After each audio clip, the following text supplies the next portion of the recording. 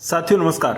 साथियों, जैसे ही हम खेत में पहुंचते हैं और खेत खाली देखते हैं तो सबसे पहले मन में आता है कि हम गन्ने की खेती कर दें, साथ में आता है कि धान की खेती कर दें। और जब गन्ना और धान दोनों से हम उबे हुए लगते हैं तब मन में आता है कि हम मूंग की खेती कर लें, क्योंकि ये 60 से 70 दिन में पककर आने वाली फसल है और ग्रीष्म ऋतु में जबरदस्त उत्पादन देती है, क्योंकि 8 से 10 क्विंटल प्रति एकड़ के हिसाब से इसका उत्पादन हो जाता है। साथियों, अगर हम अच्छे से गौर करें तो 8 से 10 क्विंटल उत्पादन देने में सक्षम होती है। लेकिन एक बात और भी है कि अगर हमने थोड़ा सा भी इस पर ध्यान नहीं दिया तो इसका उत्पादन वही कुल मिला के 3 से 4 क्विंटल प्रति एकड़ तक ही रह जाता है। इसीलिए सतर्क होने की जरूरत है। ग्रीष्मकालीन मूंग के लिए आपको कुछ चीजों का विशेषकर ध्यान रखना होगा ताकि उत्पादन अच्छे रह सकें। बहुत सारे किसान साथियों ने जिन्होंने कि मूंग की बिजाई कर दी है, उनके खेत में अभी मूंग 10 से 12 दिन की हो चुकी है। उनके लिए आज की वीडियो में मैं बहुत अच्छे सुझाव लेकर आया हूं, जिनके माध्यम से आप अपना उत्पादन तो अच्छा कर ही पाओगे, साथ ही अपनी आने वाली बीमारियों को, मूंग के अंदर आने वाली बीमारियों को खत्म भी कर पाओगे। साथियों, क्योंकि मूंग की खेती में सबसे ज्यादा ध्यान रखने योग्य बातें होती हैं कि हमें अपने खेत में लगने वाले कीट की पहचान होना बहुत आवश्यक है। अगर हम सही समय पर अपने कीट की रोकथाम कर पाए तो मूंग का उत्पादन हमें बहुत अच्छा मिलेगा। सबसे पहली बात होती है कि 10 से 12 दिन पर लगने वाला जो कीट होता है, उड़ने वाला कीट पतंगा, वो हमारे पौधे को बहुत बड़े स्केल पर नुकसान 19-19 यानी कि एनपीके का लगाना होता है। 19-19-19 का स्प्रे इसलिए जरूरी होता है क्योंकि पौधा हमारा एक तो ग्रोथ कम कर रहा होता है ज़्यादा तीक्ष्ण गर्मी की वजह से, और पानी लगने की वजह से उसमें जो ग्रोथ रेट होता है वो हल्का रहता है। स्ट्रेस से बचाव करने के लिए एनपीके बहुत कारगर साबित होता है और हमारे पौधे की ग्रोथ भी अच्छी रहती है। यहाँ पर हम ह्यूमिक एसिड 250 ग्राम प्रति एकड़ के हिसाब से 1 किलोग्राम एनपीके के साथ मिला के स्प्रे कर सकते हैं। यह हमारे लिए बहुत अच्छा रहेगा। यहाँ पर साथी पूछना चाहते हैं कि पानी लगाने से पहले स्प्रे करें या बाद में, तो पानी लगाने के बाद में स्प्रे ज़्यादा सक्षम सही रहेगा। आप इस टाइप से इसका स्प्रे करके अच्छे रिजल्ट ले पाओगे। यहाँ पर कुछ साथी कहना चाहते हैं कि हमारे खेतों में मूंग में पहले कुछ सिम्टम्स दिखाई दिए थे पीली पत्ती वाले रोग के। तो देखिए, जहाँ पर आपके पौधे की पत्तियां पीली पड़ रही हों वहाँ पर आपको थोड़ा सा अलर्ट होने की ज़रूरत है, और अलर्ट इतना जल्दी से होना है कि आपके पौधे की पत्तियां जो पीली पड़ गई हैं उन्हें वहीं पर नियंत्रित किया जा सके। आप साथियों दूसरा स्प्रे इमिडाक्लोपिड का करेंगे। इमिडा आपने लेना है समथिंग 250 ml, और इसके साथ में आप यहाँ पर ह्यूमिक एसिड मिक्स कर सकते हैं। इसके साथ में आप ह्यूमिक एसिड 250 ग्राम मिक्स करके 30 से 35 दिन पर एक स्प्रे दे सकते हैं। और इमिडा का स्प्रे कीटनाशक के तौर पर होगा, जो कि पत्तियों में लगने वाले कीट को खत्म करने में सक्षम होता है।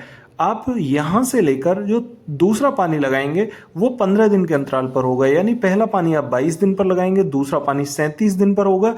तो दूसरे पानी के समय पर आप एक स्प्रे देंगे खेत के लिए, और ये स्प्रे आपको बहुत गजब का रिजल्ट देगा। और इस स्प्रे का नाम है 05234। साथियों, 05234 के साथ में बोरोन आपने मिक्स करना है।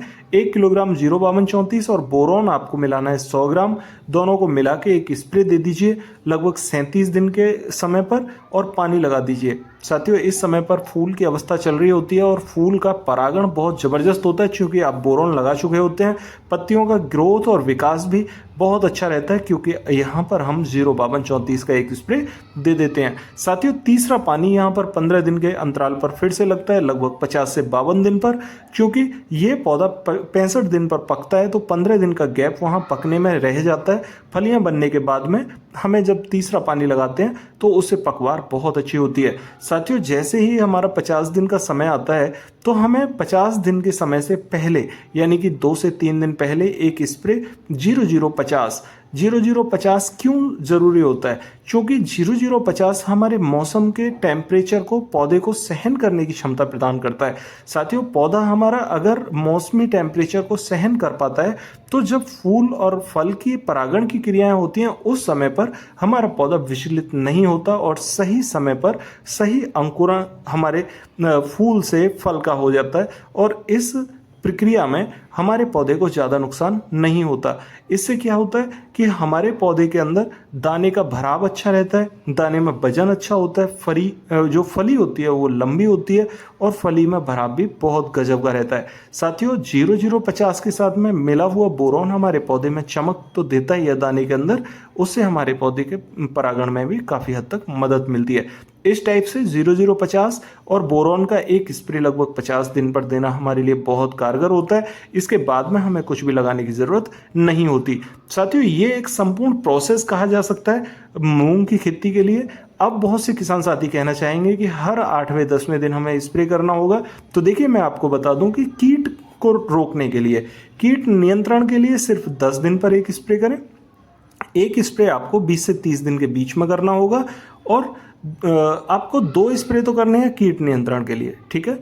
और अगर आपके खेत में लगने वाले कोई रोग हैं, जैसे पीलापन पत्तियों के अंदर दिखाई दे रहा है, सुकड़ा है या किसी भी टाइप का झुलसा दिखाई दे रहा है, तो उसको नियंत्रित करने के लिए आपको 20 दिन के बाद में स्प्रे करने की ज़रूरत होगी। यानी 20 से 30 दिन के बीच में अगर पत्तियां पीली पड़ रही हैं तो उनको नियंत्रित करने के लिए आपको इमिडा लगाना होगा और इमिडा के साथ में आप ह्यूमिक एसिड भी मिला के लगा सकते हैं।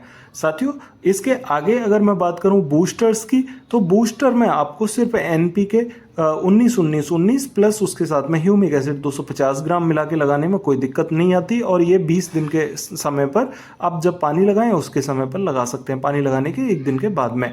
साथियों अगला जो स्प्रे आपको देना होता है वो सिर्फ देना होता है 05234 का, ये भी एक बूस्टर के टाइप से काम करता है और इसके साथ में बोरॉन आप मिला के स्प्रे कर देते हैं। साथियों तीसरा जो स्प्रे होता है वो 0050 का होता है और इसके साथ भी बोरॉन मिला के आप स्प्रे करते हैं।